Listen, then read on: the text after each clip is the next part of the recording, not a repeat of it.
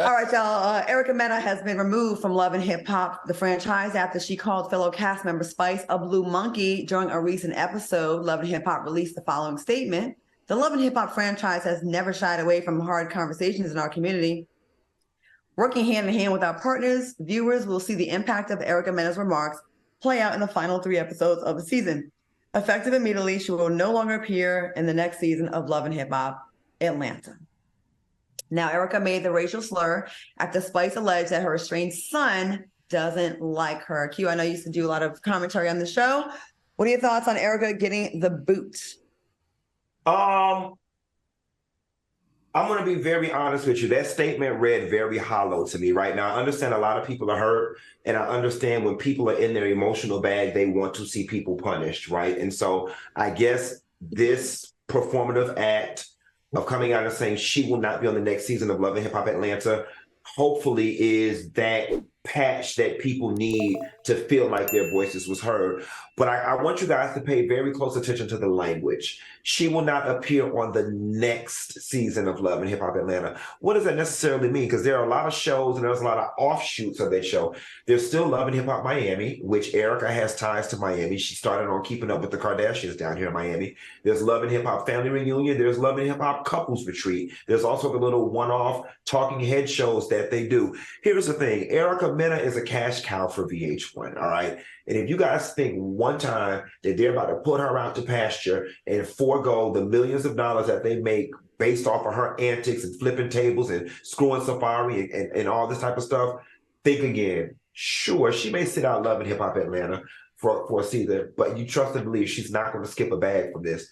Now, I'm not defending her. Her statement was racist and it was wrong and all those other things, but I just don't want y'all to have a wool pulled over your eyes thinking that she got this supreme punishment, because that's yet to be determined. Angel Shepherd said Erica wasn't any more wrong than Spice was, period. And Miss Kellyanne said this is all cap. They literally edited and aired this bull. And people think it's the backlash, not the actual action. Al, what do you think? I have to disagree. Let me tell you what this is. All right, it's anti-black slur. She's been warned before. This is not her first time calling a black female a monkey. It's not her first time calling black men monkeys. You cannot use the word monkey on television.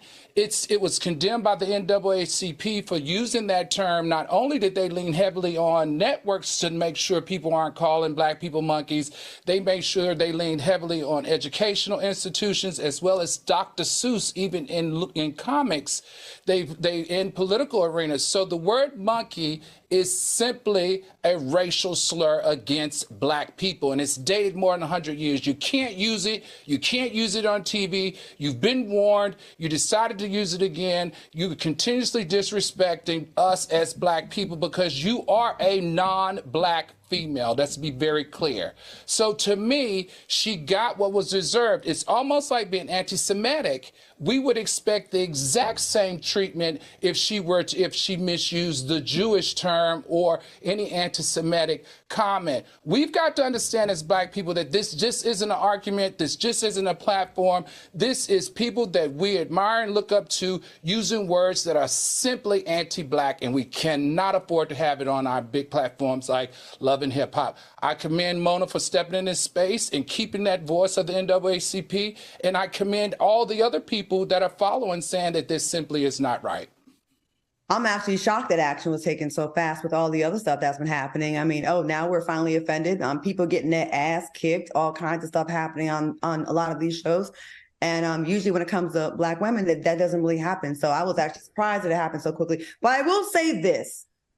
I'm actually going to do a podcast on this topic about black adjacent, being black adjacent, right? When you're Latino and certain aspects of that community, some parts of the community are a lot more comfortable than others with the shit that flies out their mouth. And I think there's a bigger conversation that needs to be had. I think some folks get really, really comfortable, especially when they start having kids with said black folks. Right. And they get very comfortable and think, well, I'm one of y'all. And there's a difference in the Latino community. There's white Latinos, there's black Latinos, but either way on TV saying monkey is not cool. But like there needs to be a conversation about this shit because a lot of people get real comfortable and then they be so quick to be like, I'm not black.